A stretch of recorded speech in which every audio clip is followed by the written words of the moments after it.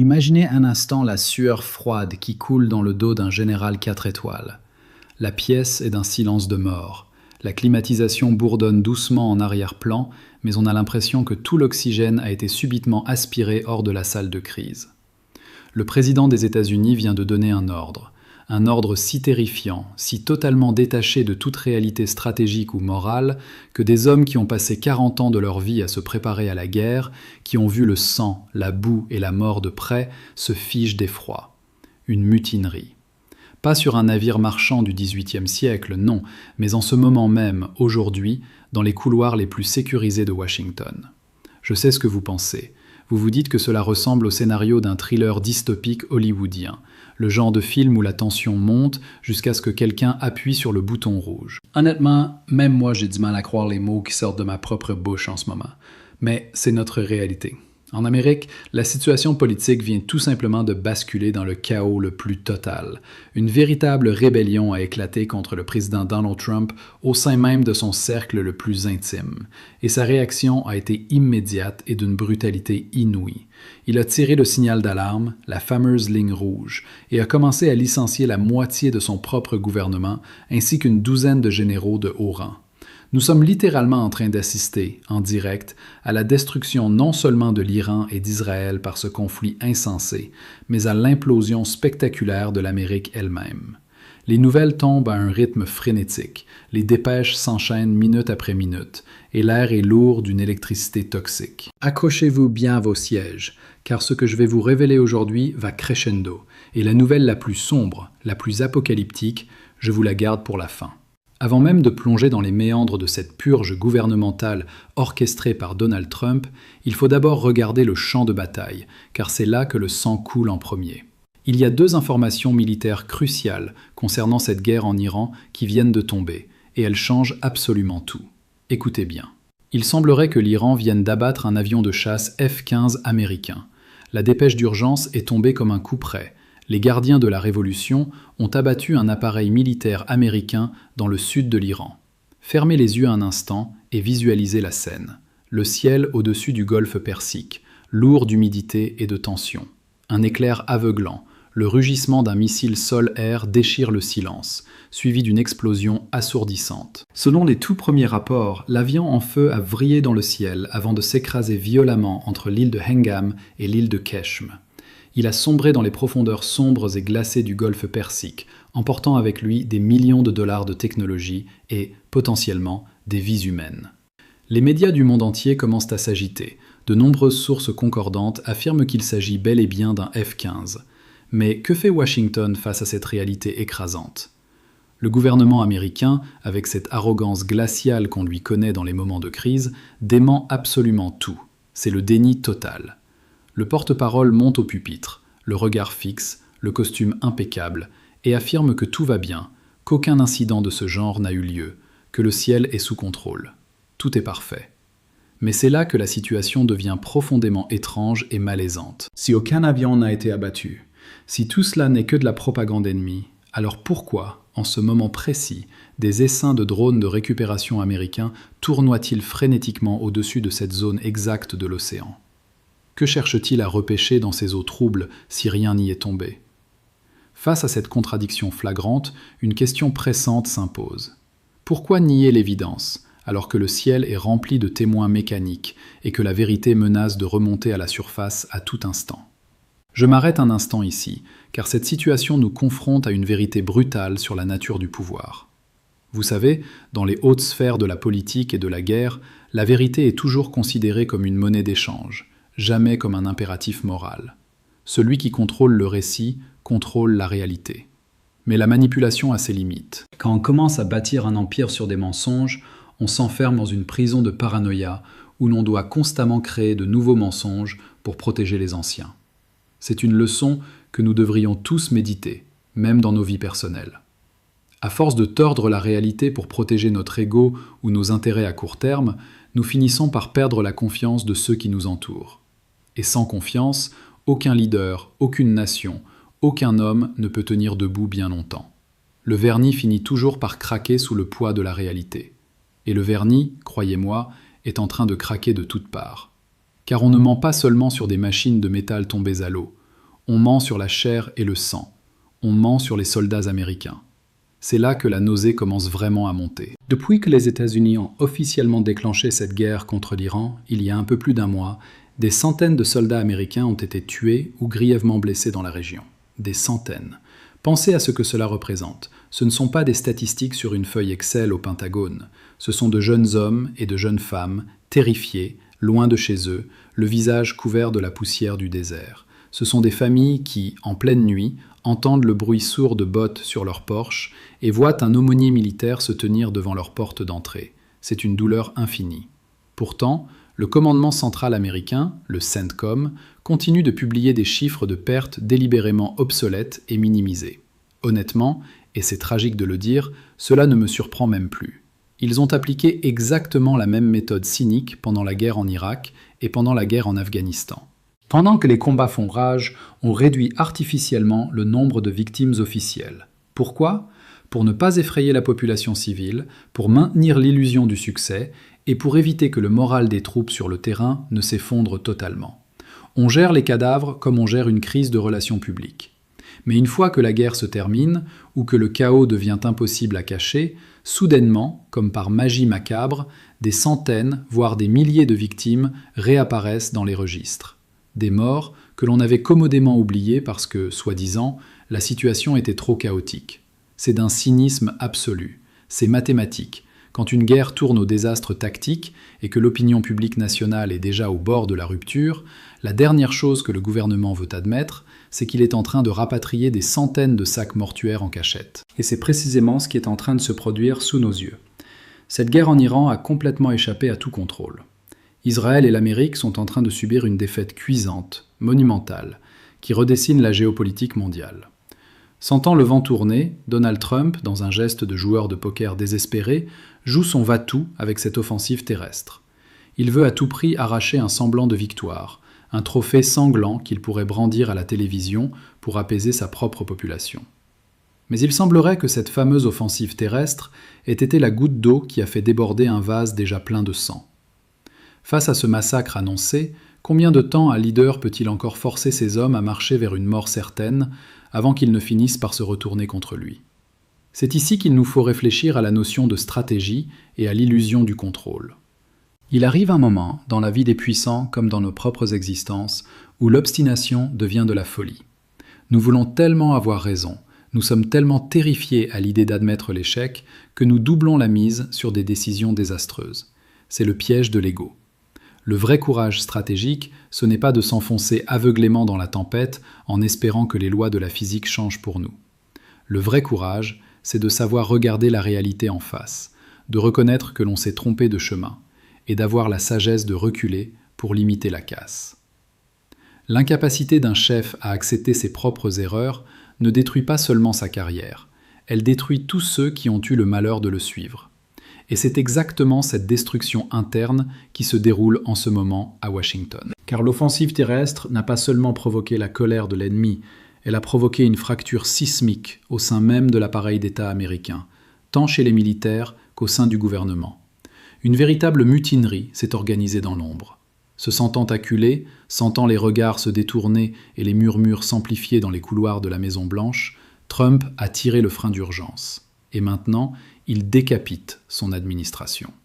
Au cours des 24 dernières heures, nous avons appris avec stupeur que Donald Trump a licencié 3 personnes haut placées au sein du département de la justice, et qu'il vient tout juste de renvoyer le directeur du renseignement national. Réfléchissez aux implications vertigineuses de cette décision. On ne vire pas la direction des services de renseignement en pleine guerre mondiale sans une raison terrifiante. De 2 choses l'une. Soit ces hauts fonctionnaires ont catégoriquement refusé d'exécuter un ordre profondément illégal, un acte franchissant une ligne rouge morale et juridique absolue, soit nous sommes à l'aube d'un immense scandale lié aux services secrets, une machination si sombre que Trump sacrifie ses propres pions pour éteindre l'incendie. Et croyez-moi, mes chers auditeurs, ce que nous voyons là n'est que la pointe minuscule et glacée de l'iceberg. Décortiquons tout cela méthodiquement. La nouvelle la plus choquante sur le front politique. Trump vient de limoger sa ministre de la Justice, Pam Bondi. Oui, vous avez bien entendu. La loyale, l'indéfectible Pam Bondi a été virée sans aucun ménagement. Les médias décrivent une scène humiliante où Bondi aurait supplié pour garder son poste. Les têtes continuent de rouler à Washington, et cette fois, c'est le cœur même du système judiciaire qui est frappé. Le président l'a licencié froidement, ravivant chez certains le souvenir glaçant de son fameux slogan de télé-réalité, mais cette fois, ce n'est pas un jeu télévisé. C'est une lutte à mort pour le contrôle du pays. Ce coup de théâtre intervient un mois à peine après l'éviction brutale de la ministre de la Sécurité intérieure, Kristi Noem. Le renvoi de Pam Bondi est un tremblement de terre politique, car elle était considérée comme l'un des remparts les plus solides de Trump. Elle l'a défendu contre vents et marées, de nombreux rapports indiquent même qu'elle l'aurait protégé en couvrant des documents compromettants et des dossiers sensibles liés à Jeffrey Epstein. Imaginez le niveau de panique, la terreur absolue qui doit régner dans le bureau ovale pour que Trump se retourne contre la personne même qui détenait ses secrets les plus sombres. Si Trump est prêt à jeter Pam Bondi au loup, c'est que la situation est désespérée. Mais ce n'était que le début du massacre. Plusieurs sources très bien informées au sein de la Maison-Blanche se sont confiées au magazine The Atlantic. Elles affirment que des discussions sont activement en cours pour éliminer d'autres poids lourds de l'administration. Le directeur du FBI, Kash Patel, est sur la sellette. Le secrétaire à l'armée, Daniel Driscoll, et la ministre du Travail, Lori Chavez de Remer, sont les prochains sur la liste. Je ne sais pas quelle est votre analyse, mais personnellement, je ressens un frisson dans le dos. L'atmosphère est poisseuse. On a l'impression tenace qu'une chose gigantesque et monstrueuse se prépare en coulisses. C'est une purge stalinienne en plein cœur de la démocratie américaine. Mais quand le roi, reclus dans son palais, commence à faire exécuter ses chevaliers les plus fidèles par simple paranoïa, qui restera-t-il pour défendre les murs quand l'ennemi sera aux portes ? Arrêtons-nous sur cette dynamique fascinante et terrifiante de la loyauté toxique. Nous voyons ici l'anatomie parfaite de la paranoïa institutionnelle. C'est une vérité universelle. Les relations fondées exclusivement sur le pouvoir, la peur et la complicité dans l'ombre ne survivent jamais à la pression de la crise. Quand on s'entoure de personnes, non pas pour leurs compétences ou leur intégrité, mais pour leur capacité à couvrir nos fautes, on crée un environnement où la trahison devient inévitable. La loyauté aveugle est une illusion mortelle. Tôt ou tard, la peur de couler avec le navire pousse même les alliés les plus fervents à chercher une porte de sortie. C'est une mise en garde pour nous tous. Les véritables alliances, celles qui durent, se forgent dans la transparence et le respect mutuel, pas dans les compromissions et les secrets partagés dans l'obscurité. Mais si le paysage politique de Washington ressemble à un champ de ruines, attendez de voir ce qui se passe du côté militaire. C'est là que l'angoisse devient véritablement viscérale. Le New York Times vient de publier une alerte majeure. Le secrétaire à la Défense, Pete Hegseth, a limogé le général le plus haut gradé de l'armée de terre américaine. Officiellement, cette décision brutale reflète l'insatisfaction persistante de l'administration face aux performances de l'armée. Laissez-moi traduire cela pour vous. La guerre en Iran se déroule tellement à merveille, selon la propagande officielle, que Pete Hegseth vient tout simplement de virer le plus haut responsable des opérations terrestres. Un homme qui a servi son pays pendant plus de 40 ans, qui a saigné dans 5 zones de combat différentes, et qui possédait ce que l'argent ne peut acheter, la confiance absolue et le respect de ses hommes sur le terrain. La dissonance cognitive est vertigineuse. Posez-vous cette question très simple. Donald Trump a récemment affirmé à 2 reprises et devant les caméras du monde entier que l'Iran était vaincu, que l'armée américaine était bien en avance sur son calendrier, que tout était un succès éclatant. Si la guerre se déroule de manière aussi exceptionnelle, pourquoi diable limoger l'architecte militaire de cette victoire ? Pourquoi décapiter le commandement au moment de la gloire ? Désolé, mais cela n'a absolument aucun sens. Le récit officiel s'effondre sous le poids de ses propres mensonges. Et ce nettoyage s'étend à tous les niveaux. Dans la foulée, le ministère de la Guerre a également expulsé le général David Hodne, qui dirigeait le commandement de la formation et de la transformation militaire, ainsi que le général de division William Green Jr., le chef du corps des aumôniers militaires. Qu'est-ce qui est en train de se passer, bon sang ? Pourquoi des généraux respectés, des piliers de l'institution militaire, sont-ils jetés dehors comme des malpropres au milieu d'un conflit mondial ? La réponse murmure dans les couloirs du Pentagone. Se pourrait-il qu'un nombre croissant d'officiers de haut rang refusent catégoriquement de soutenir cette offensive terrestre catastrophique, sachant pertinemment qu'elle va se transformer en un bain de sang inutile, un massacre absolu pour la jeunesse américaine ? Se pourrait-il que ces hommes, formés à la discipline et à l'obéissance, aient fini par écouter leur conscience et refuser de cautionner la folie destructrice de Donald Trump? Se pourrait-il que le président, voyant l'insubordination se propager comme une traînée de poudre, ait décidé de raser toute opposition pour conserver l'illusion de son pouvoir absolu? Souvenez-vous, il y a à peine 2 semaines, le directeur adjoint des services de renseignement, Joe Kent, a démissionné de son plein gré. Sa justification était glaçante. Il déclarait ne plus pouvoir soutenir cette guerre en Iran en son âme et conscience, accusant Donald Trump de vouloir sacrifier des milliers d'Américains dans une offensive terrestre suicidaire sous la pression directe d'Israël. Mais qu'est-ce qui pousse un homme dont toute la vie est bâtie sur le respect de la chaîne de commandement à regarder soudainement son commandant en chef droit dans les yeux et à lui dire non? C'est une question qui touche à l'essence même de notre responsabilité individuelle face à l'autorité. Il y a un concept profond ici, celui du fardeau de la conscience. Nous avons tous, à notre échelle, été confrontés à des figures d'autorité, que ce soit un patron, un système ou un leader. L'obéissance est souvent récompensée, elle est la voie de la facilité. Mais il existe un moment critique, une ligne de fracture invisible où l'obéissance se transforme en complicité. Le vrai leadership, la vraie grandeur humaine, ne se mesure pas à notre capacité à suivre les ordres, mais à notre courage de désobéir lorsque ces ordres violent nos principes moraux les plus fondamentaux. Dire non au pouvoir exige un sacrifice immense. Cela peut vous coûter votre carrière, votre réputation, votre sécurité. Mais c'est le seul moyen de conserver son âme dans un monde qui cherche constamment à vous l'acheter. Et la panique de Trump face à cette perte de contrôle le pousse à des comportements de plus en plus erratiques et cruels envers son propre entourage. Si vous pensiez que cette histoire s'arrêtait là, accrochez-vous bien. L'ambiance à la Maison-Blanche est devenue étouffante, toxique. Donald Trump a récemment déclaré publiquement « Si l'accord de paix avec l'Iran n'aboutit pas, j'en tiendrai J.D. Vance pour responsable. S'il se concrétise, je m'en attribuerai tout le mérite. » Vous entendez la violence psychologique de ces mots? C'est une humiliation en place publique. Cela sonne comme un licenciement à retardement pour son propre vice-président. J.D. Vance, jeté sous le bus avant même que la négociation ne s'achève. Et Trump ne s'arrête pas là. Poursuivant sa spirale paranoïaque, il s'en est pris à sa propre attachée de presse, Karoline Leavitt. Il s'est plaint de recevoir 97% de presse négative, ajoutant avec un mépris non dissimulé « Peut-être que Karoline Leavitt fait tout simplement mal son travail. C'est mon attachée de presse. Fait-elle un travail lamentable? Devrions-nous la garder ?» Imaginez être à la place de Karoline Leavitt, entendre le président des États-Unis plaisanter sadiquement sur votre possible licenciement devant des caméras. Imaginez J.D. Vance, à qui l'on fait porter le chapeau d'un éventuel échec diplomatique avec l'Iran, alors que c'est précisément lui, J.D. Vance, qui s'était opposé avec virulence à cette guerre dès le premier jour. C'est le comportement classique d'un dirigeant aux abois, un tyran isolé qui cherche frénétiquement des boucs émissaires pour camoufler ses propres échecs. La Maison-Blanche est en feu. Les têtes des plus hauts responsables roulent sur la moquette du bureau ovale, et au milieu de cet incendie institutionnel, le président s'amuse à torturer psychologiquement ceux qui lui restent. Mais, mes chers auditeurs, laissez-moi vous emmener maintenant vers le point culminant de cette descente aux enfers. C'est ici que l'histoire passe de la tragédie politique au cauchemar absolu.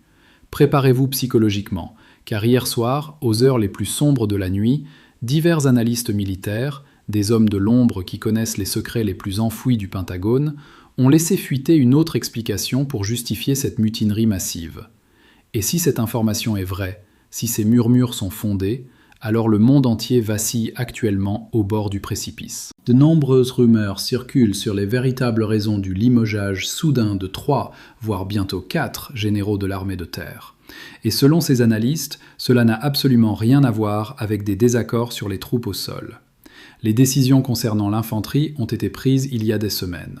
Non, le motif de cette rébellion, la rumeur qui glace le sang et qui semble tragiquement la plus plausible, concerne un refus catégorique d'obéir à un ordre d'annihilation.